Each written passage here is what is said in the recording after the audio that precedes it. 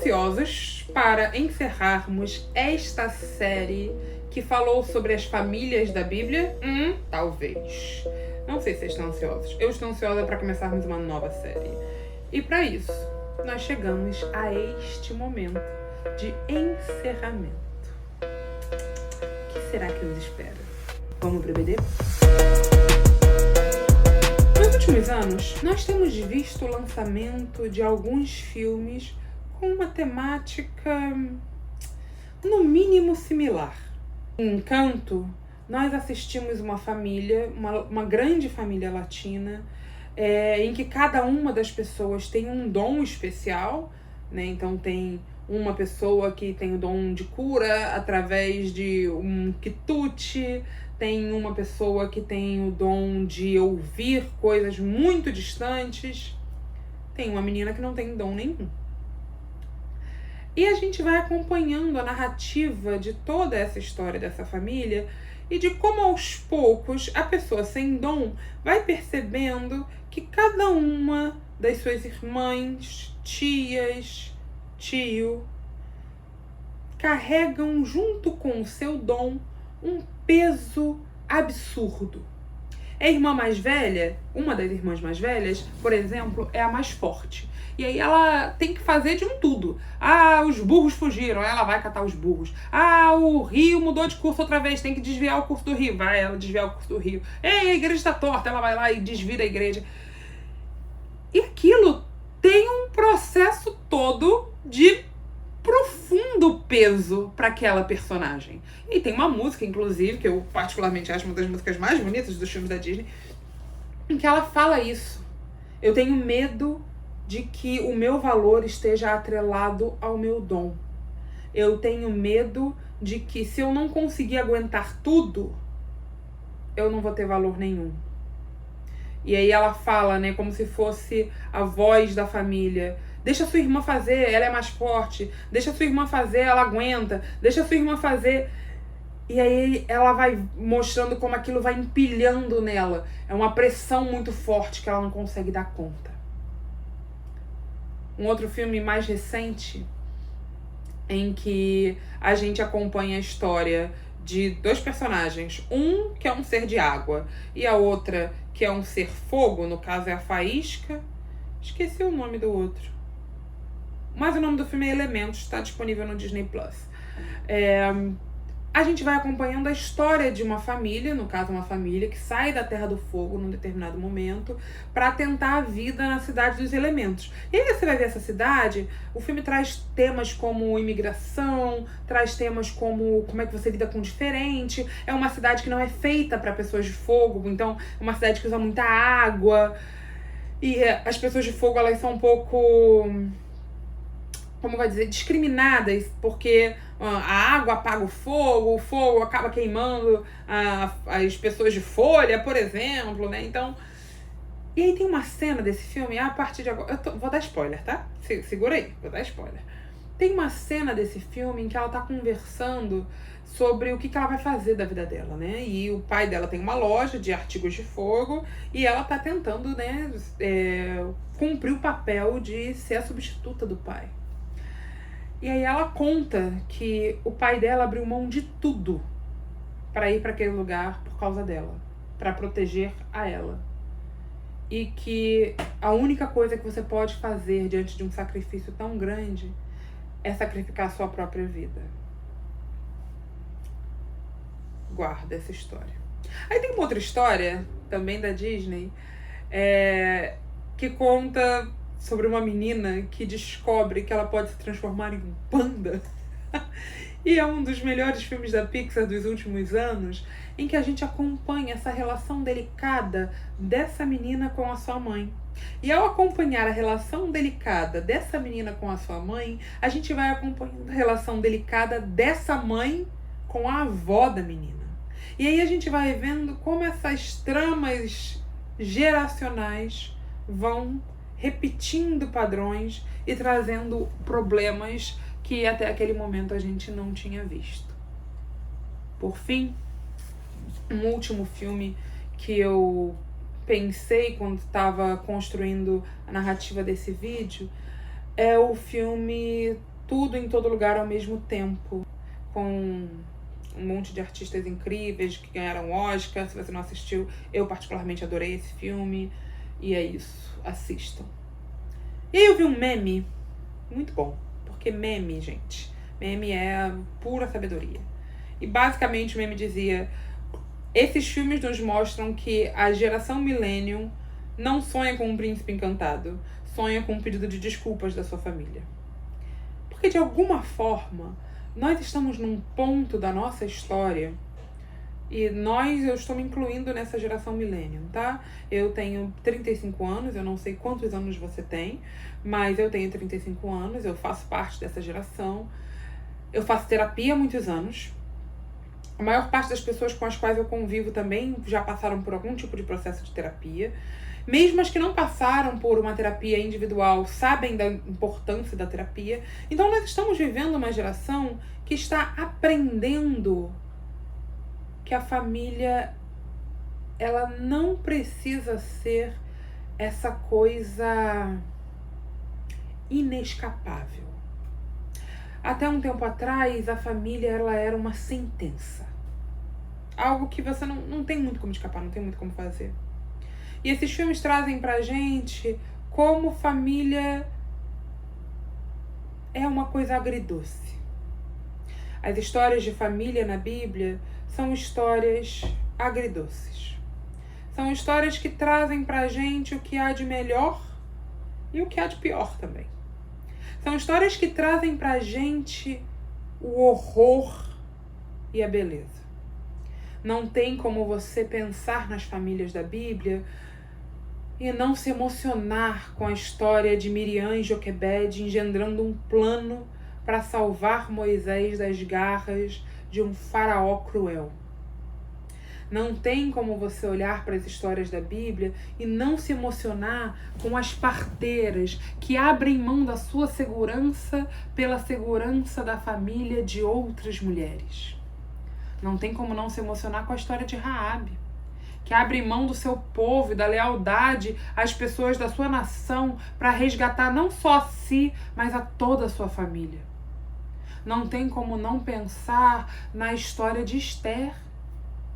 Não tem como não pensar sobre aquelas famílias que eu mencionei para vocês, sobre Lloyd, Eunice, sobre como essa ancestralidade forma Timóteo.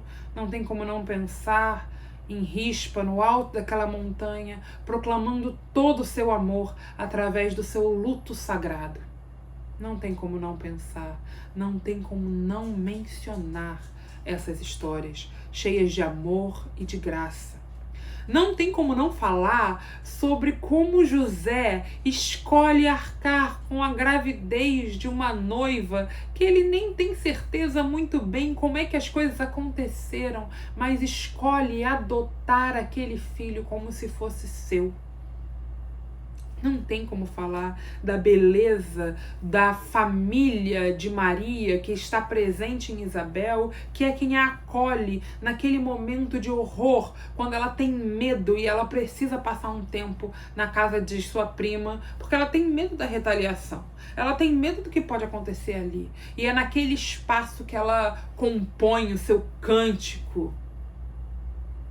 Não tem como pensar nas famílias da Bíblia e não lembrar desses exemplos. Outra coisa que não tem como a gente fazer também é olhar para as famílias da Bíblia e não olhar com um olhar crítico de todas as coisas que são terríveis, de todas as coisas que poderiam não ter acontecido. Não tem como olhar para essas histórias e não lembrar de Jefté, que num rompante de uma espiritualidade cega se dispõe a sacrificar a sua filha. Não tem como olhar para essas histórias e não lembrar daquele levita que deixa a sua concubina para ser estuprada do lado de fora enquanto ele se protege dentro da casa.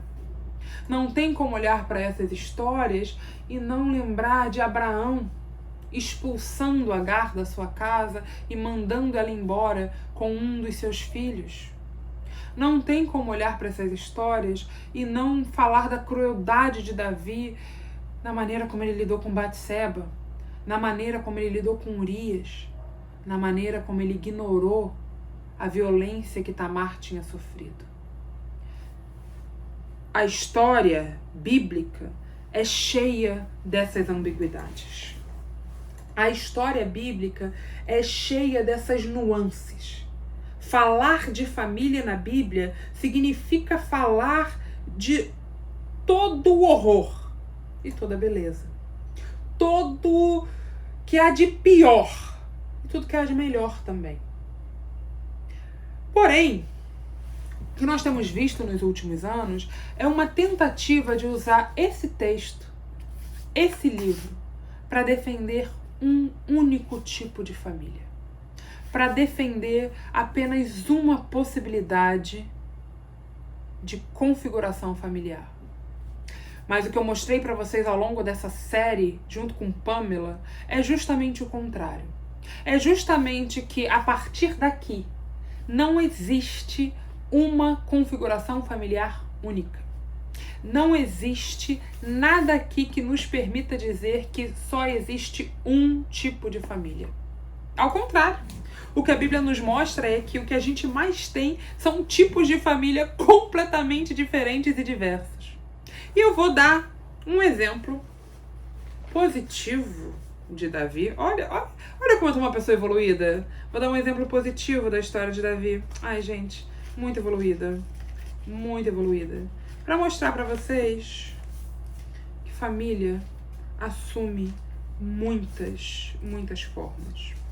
Um dos textos mais bonitos protagonizados por Davi, que acontece antes dele se tornar rei, então talvez ele fosse uma pessoa melhor antes de ser coroado, tá lá em 1 Samuel, capítulo 20. Eu não vou ler para vocês porque é um texto longo, tá? Mas o que acontece é que Davi começa a ser benquisto pelo povo. Ele começa a se tornar uma figura popular. E isso deixa Davi numa situação muito vulnerável diante de Saul. E Saul fica profundamente enciumado e começa a perseguir Davi.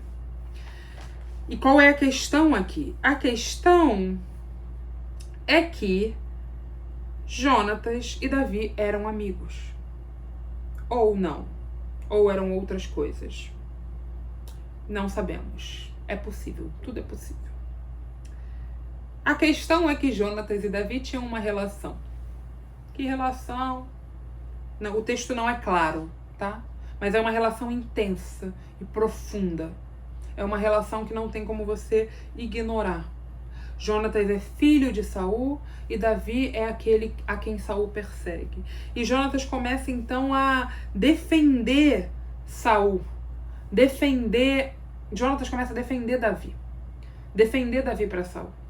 E aí é nesse momento que ele vai encontrar com Jonatas, Davi está escondido, ele vai encontrar com Jonatas e ele fala: eu não sei o que está acontecendo, eu acho que seu pai quer me matar. E aí Jonatas fala: eu não sei se ele quer te matar, mas eu vou descobrir. E aí Davi fala: mas você vai me contar mesmo? Você não vai me trair?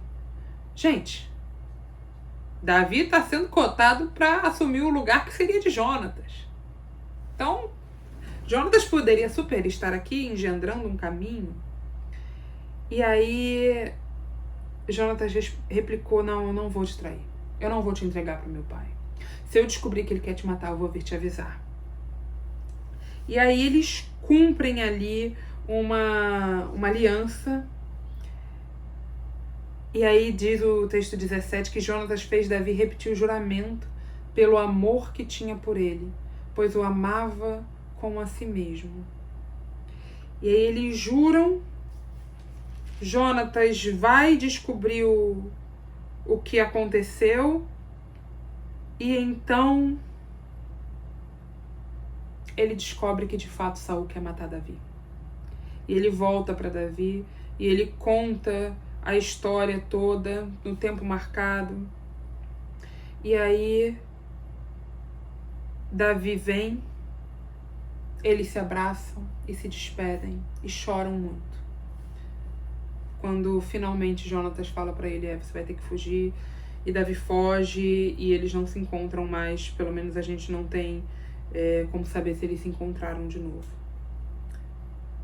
Qual era a dimensão da relação de Davi e Jonatas não é o meu foco aqui, poderia ser o foco de um outro teólogo, de uma outra teóloga. Tem várias pessoas que vão conversar com vocês sobre como, inclusive, essa relação é muito mais próxima de uma relação romântica, como a que nós temos hoje, moderna, do que com uma relação de amizade. Mas não é meu papel aqui e nem quero falar sobre isso.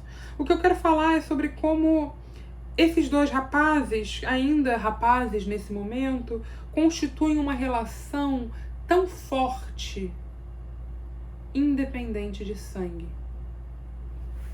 É uma relação familiar? Se eles são melhores amigos? Se eles estão envolvidos romanticamente? Não sabemos. O que a gente sabe é que Davi amava Jonatas e Jonatas amava Davi como ele amava a si mesmo. Histórias como essa, histórias como a de Ruth e Noemi, nos levam para um outro lugar que a Pamela já apresentou para vocês quando ela falou de Jesus. Jesus é o refundador da família. É Jesus que olha para isso e diz: ok, família é mais do que sangue. A gente pode reconstituir, repensar a família. A gente não precisa ficar na família como sentença. Existem outros caminhos para se constituir família. E aí, às vezes, a nossa família é um espaço de dor, de sofrimento. E a gente precisa refundar esse lugar. Ao invés de achar que o sangue perdoa tudo, ou cura tudo, ou aceita tudo. Esses filmes brincam com a gente, nos ensinando que os nossos pais nos devem mesmo, às vezes, um pedido de desculpa. Imagina se Abraão não devia um pedido de desculpa. Gente, a todo mundo, né? Inclusive a Isaac, que ele levou para sacrificar. Isso é um tema para outra história. Deixa pra lá. Toda vez que alguém quiser usar o texto bíblico para te dizer que só existe um tipo de família, eu te convido a responder com a Bíblia. Eu te convido a abrir esse texto com essa pessoa e mostrar para ela como família se constitui e se reconstitui inúmeras vezes, se refazendo. Não é à toa que Jesus na cruz olha para sua mãe, olha para João e refunda também para ela a sua família. Olha, tá aí a sua mãe, tá aí seu filho, cuidem um dos outros. Tá ali, é outra coisa. Aí Jesus vira e fala assim: não, meu pai, minha mãe, meus irmãos são esses aqui. É quem tá comigo nessa missão. É quem faz a vontade do meu Pai Deus. Ou seja, família não é só sangue, família é afinidade também. Quem são as pessoas que são a sua família? Quem são as pessoas que talvez não tenham o mesmo sangue correndo nas veias, mas são família? Agora, a quem interessa defender uma ideia singular de família? A quem interessa dizer que só existe um tipo de família? Lendo esse texto bíblico que nós lemos, investigando as histórias que nós investigamos aqui, eu diria para você: não tem heresia maior do que olhar para a Bíblia e dizer que só existe um tipo de família. Até a próxima série. Nós estamos encerrando a série sobre famílias da Bíblia e nós vamos começar uma nova série. Então aguarde, daqui a 15 dias temos um novo tema para explorar. Até lá. Tchau!